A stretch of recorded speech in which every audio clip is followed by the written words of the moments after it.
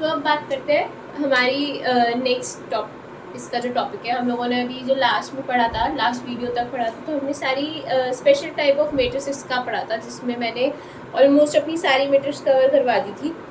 अब बात करते हैं कि ट्रेस ऑफ मैट्रिक्स, मतलब इसमें और जो है वो आपका addition of a matrix. I think कि हम लोग जानते हैं कि मैट्रिक्स ऐड के कब होती हैं, इक्वल कब होती है, सब्ट्रैक्ट कैसे होती हैं, और मल्टीप्लाई का क्या होता है रूल। एक बार मैं बता देती हूँ उनको जल्दी से, फिर हम ट्रेस पे आते हैं। तो एडिशन तो यही होता है कि आपके पास कोई दो मैट्रिक्स हैं तो सबसे पहले वो ऐड कैसे होंगे, अगर उनका साइज सेम होना चाहिए। ठीक है, तो 2 3 4 5 है, और आपके पास एक -2 3 5 है। तो आप दो मैट्रिक्स को ऐड कैसे करोगे, उनकी कोरिस्पॉन्डिंग जो आपका जैसे कि सपोज ये फर्स्ट रो का फर्स्ट कॉलम का एलिमेंट है, तो ये फर्स्ट रो के फर्स्ट कॉलम के एलिमेंट के साथ ही ऐड होएगा।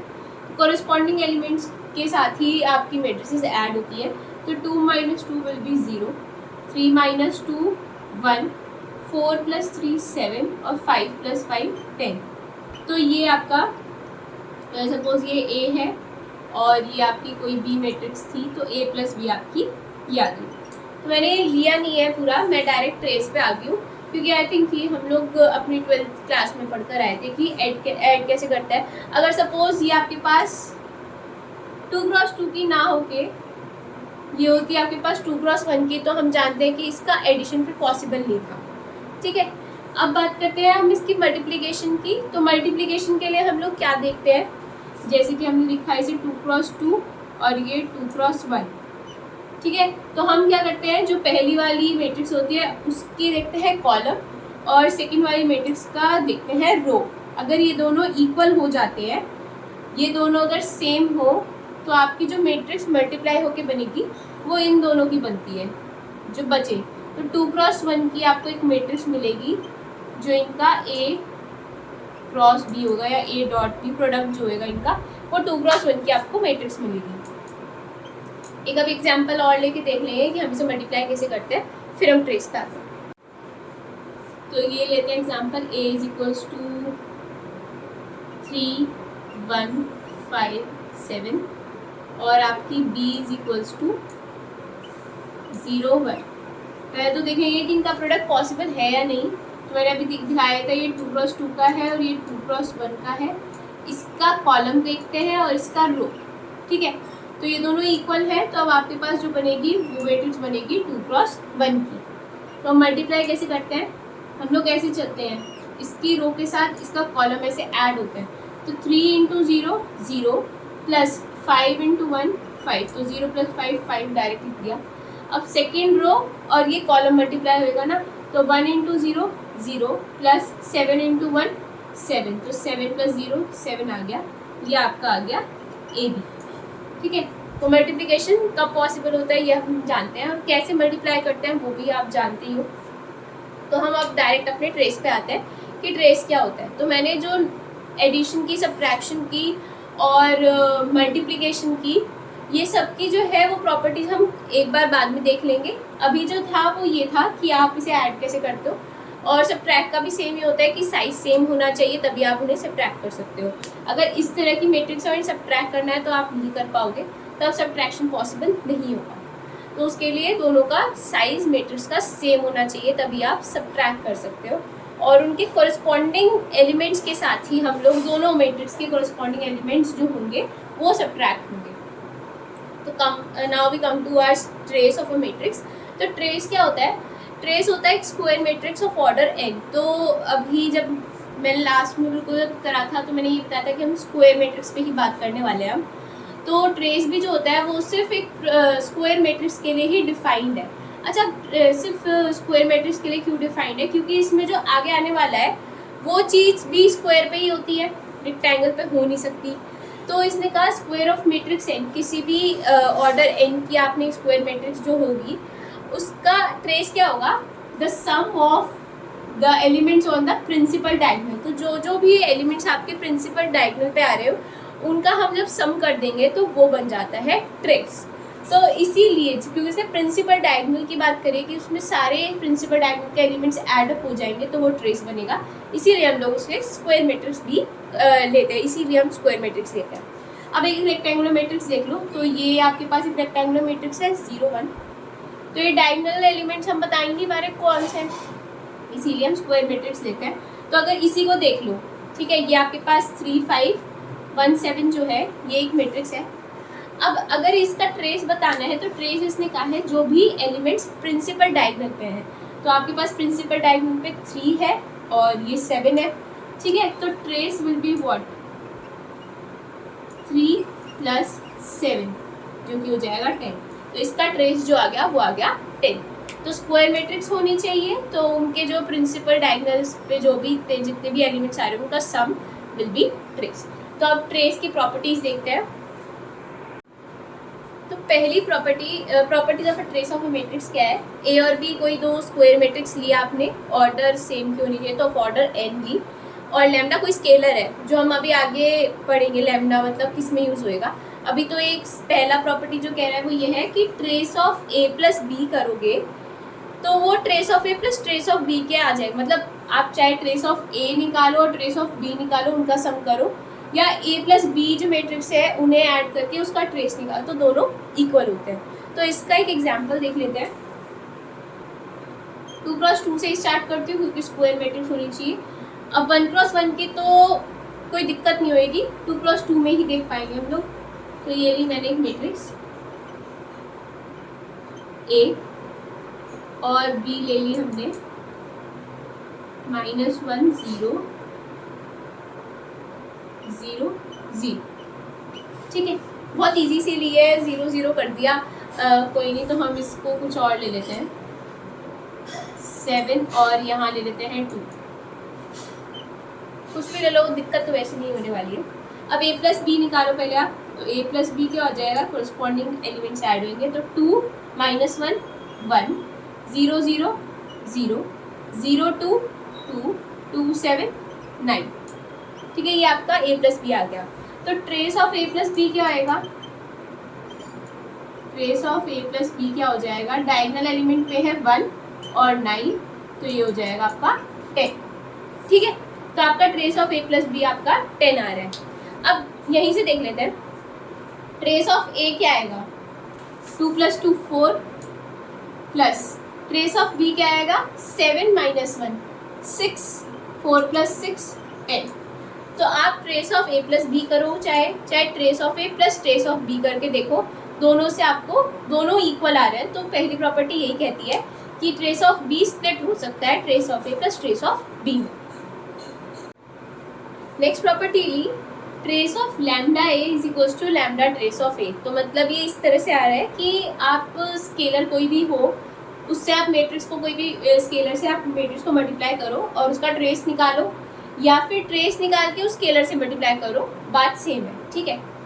तो इसीलिए मैंने लैम्डा स्केलर पहले ही बता दिया था। अब इसका भी एक एग्जांपल देख लेते हैं। तो a आपने ले लिया 2 1 5 9 और लैम्डा ले लिया आपने 3, ठीक है। तो हम सबसे पहले क्या कर रहे हैं, लैम्डा a, तो मतलब स्केलर जो है वो पूरी मैट्रिक्स के साथ मल्टीप्लाई हो जाएगा, मतलब 3 हर एक एलिमेंट के साथ मल्टीप्लाई हो जाएगा, तभी आपका 3 आएगा। 6 3 15 27। अब निकालते हैं इसका ट्रेस, तो ट्रेस ऑफ 3a, ये क्या है 6 + 27 दैट इज 33, ठीक है। अब बात करते हैं ट्रेस ऑफ a क्या है, ट्रेस ऑफ a इज 2 + 9 11, और लैम्डा मतलब 3 हो गया, तो 3 × 11 करेंगे तो भी आपका 33 आ रहा है। तो दोनों से आपको सेम मिल रहा है। तो ये कह रहा है कि trace of lambda is lambda trace of a, ठीक है। मतलब ये आपके पास अभी तो हमें लग रहा है कि ये यूज़ कहाँ आएंगी, बट क्वेश्चंस में कभी कभी इस तरह से आ जाता है कि ट्रेस ऑफ 2a दे दिया, कुछ भी दे दिया, ठीक है, और आपको ऑप्शन में दे रखा है कि ये किसके इक्वल होगी, मतलब ऐसे भी दे सकते हैं, आपको ऑप्शन किस तरह से बना सकते हैं। ट्रेस ऑफ 2a पूछा है, ठीक है, तो वो क्या पता है ऐसे ऑप्शन दे सकता है 2 ट्रेस ऑफ a, ठीक है, 4 trace of a, trace of 2a will be trace of a, कुछ भी दे सकता है वो, और उसके बाद ए ट्रेस ऑफ ए, इस तरह से भी दे सकता है। तो उसने 4 ऑप्शन इस तरह से बना दिए, हमें क्या पता वो कैसे होएगा। तो इसलिए ये प्रॉपर्टीज होती है जिससे आपको पता चलता है कि आप कैसे ऑप्शन को एलिमिनेट कर सकते हैं या कौन सा ऑप्शन ट्रू होगा। लास्ट प्रॉपर्टी ट्रेस की है कि ट्रेस ऑफ ए बी करूँ या ट्रेस ऑफ बी ए करूँ तो सेम आता है। मतलब एक तरह से ये कह रहा है कि ट्रेस जो है वो कम्यूट करता है, क्योंकि कम्यूट में भी हम बोलते हैं कि ए बी करूँ मैं या बी ए करूँ सेम होता है। तो इसने यही बता दिया कि ट्रेस जो होता है वो कम्यूटेटिव होता है, ट्रेस ऑफ ए बी लूँ मैं चाहे बी ए लूँ सेम होगा। बट उसके लिए ये है कि ए बी और बी ए डिफाइंड होना चाहिए, मतलब उनकी मल्टीप्लिकेशन होनी चाहिए, तभी हम लोग कह सकते हैं कि वो ट्रेस डिफाइंड होगा। ठीक है, कभी आपने ए ले लिया 2x2 मैट्रिक्स, ये ले ली 2 0 1 0 0, और बी ले लिया आपने, अब स्क्वायर मैट्रिक्स ही लेनी है, तो 0 0 1 0 0 1 0 0 0। तो इस पे तो अब ए बी आपका डिफाइंड नहीं होएगा, ना ही बी ए, तो इसीलिए वो बोल रहा है ए बी और बी ए डिफाइंड होना चाहिए। तो इसका मैं आपको एग्जाम्पल से बता ही देती हूँ।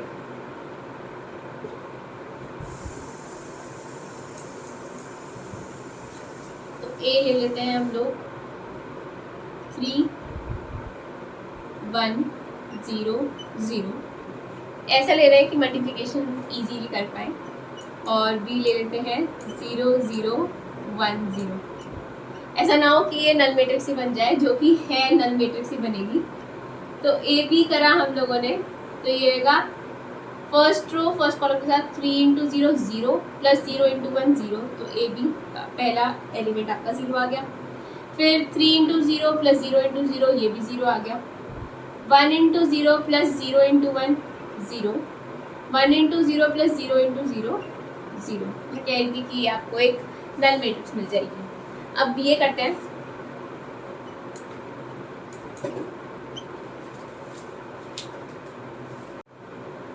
तो बी ए क्या है, ऐसे कर लेते हैं, यहाँ लिख देते हैं 3 0 1 0, मल्टीप्लाई करने में ईजी होएगा। तो 0 के साथ कुछ भी होएगा वो तो 0 रहेगा, ये भी 0 ही रहेगा। 1 इंटू 3 3, 1 इंटू 3 3, 0 इंटू 1 0, तो 3 प्लस 0 3, 1 इंटू 0 0 प्लस 0 इंटू 0 0। ठीक है, अब आप ये मत कहना कि ए बी और बी ए तो इक्वल नहीं है, हमें तो ट्रेस की बात करनी है। तो ट्रेस ऑफ ए बी निकाला तो 0 और 0 है, तो ये तो 0 ही आ जाएगा, और इसका भी 0 0 है, इसका भी ट्रेस 0 आ गया। तो वो यही कह रहा है कि ट्रेस ऑफ ए बी और बी ए इक्वल होंगी अगर ए बी और बी ए डिफाइंड होने चाहिए। तो मैट्रिक्स के मल्टीप्लिकेशन डिफाइंड होना चाहिए, तब आप आराम से कह सकते हो कि दोनों का ट्रेस जो है वो सेम हो जाएगा। ओके, तो ट्रांसपोज ऑफ अ मैट्रिक्स क्या होता है, कोई एक आपके पास m क्रॉस n मैट्रिक्स दे रखे, तो हम इसको स्क्वायर मैट्रिक्स पे नहीं कहते कि स्क्वायर मैट्रिक्स पे ही आपकी ट्रांसपोज डिफाइंड होता है। ट्रांसपोज तो इन जनरल सबका डिफाइंड होता है, हर एक मैट्रिक्स का। तो आपके पास कोई भी m क्रॉस n मैट्रिक्स है, तो ट्रांसपोज क्या हो जाता है, आपके पास कोई भी, ये ले ली मैंने, ठीक है, ये आपके पास 2 क्रॉस 1 की मैट्रिक्स है। तो ट्रांसपोज में क्या होता है, जो रोज होती हैं ए मैट्रिक्स की, वो जो दूसरी मैट्रिक्स जो भी बनती है वो कॉलम्स में चेंज जाती है। तो मतलब ये जो एक रो है वो कॉलम बन जाएगी। तो ये मतलब बस ये इंटरचेंज हो गया, 2 क्रॉस 1 नहीं, अब 1 क्रॉस 2 का बन जाता है, मतलब साइज चेंज हो जाना, इंटरचेंज हो जाना। तो वो ये है कि एक m क्रॉस n मैट्रिक्स है ए, तो the matrix n cross m कैसे फॉर्म होएगी, by interchanging rose of a by column. जो रोज थी उनको मैंने कॉलम में कर दिया, जो रोज थी मतलब ये 2 थी ना, तो अभी कॉलम में आ गया, वैसे तो 2 ऊपर भी था और उसी में ही आया, पर ये जो 1 था ये रो में था, तो इसको मैंने कॉलम में किया, तो ये अब ऐसे आ गया, सेकेंड कॉलम में बन गया। And the columns of a by rows, तो जो आपकी कॉलम बन रहा था वो अब एक रो बन चुकी है ऐसे 2 1, और इसका इसीलिए साइज ऐसे इंटरचेंज हो गया, 2 क्रॉस 1 नहीं, अब 1 क्रॉस 2 होगा। तो इसका हम डिनोट करते हैं ए ट्रांसपोज, ऊपर टी लगा देते हैं, तो ये ए ट्रांसपोज हो जाता है। तो एक और देख लेते हैं इसी जल्दी से, 3 2 7 5 तो ये 2x2 मैट्रिक्स है, तो अभी भी जो इंटरचेंज होकर बनेगी वो भी 2x2 ही मैट्रिक्स बनेगी, क्योंकि हम लोग क्या करते हैं, रो को कॉलम में चेंज करते हैं, साइज तो वही रहेगा पर इसमें क्या हो जाएगा, वेट ट्रांसपोज, इसमें अच्छे से पता चलेगा। अब ये जो पहली रो है, ठीक है, वो कॉलम में लिखी जाएगी ऐसे, तो ये जो रो थी वो अब ऐसे कॉलम में आ गई, और सेकंड रो भी ऐसे कॉलम में आ जाएगी, तो 7 5। तो रो थी जो वो अब कॉलम में आ चुकी है, और जो आपका कॉलम था जैसे कि 3 7 जो था वो ऐसे कॉलम में था, अब ये रो में चला गया 3 7 ऊपर, ठीक है। तो ट्रांसपोज आपका किसी भी मैट्रिक्स का डिफाइंड होता है, उसमें क्या करते हैं, रोज जो होती है इंटरचेंज होती है कॉलम में, और कॉलम जो हो जाते हैं इंटरचेंज रोज में, that is transpose of a matrix. तो अब नेक्स्ट वीडियो में इसकी नेक्स्ट जो हमारा आपके पास, इस तक हम लोग आज सिर्फ ट्रांसपोज ऑफ मैट्रिक्स कर रहे हैं, इसकी जो प्रॉपर्टीज़ है और इसके बाद जो कॉन्जुगेट ट्रांजुगेट ये सब होता है वो हम अपनी नेक्स्ट वीडियो में कवर अप करेंगे।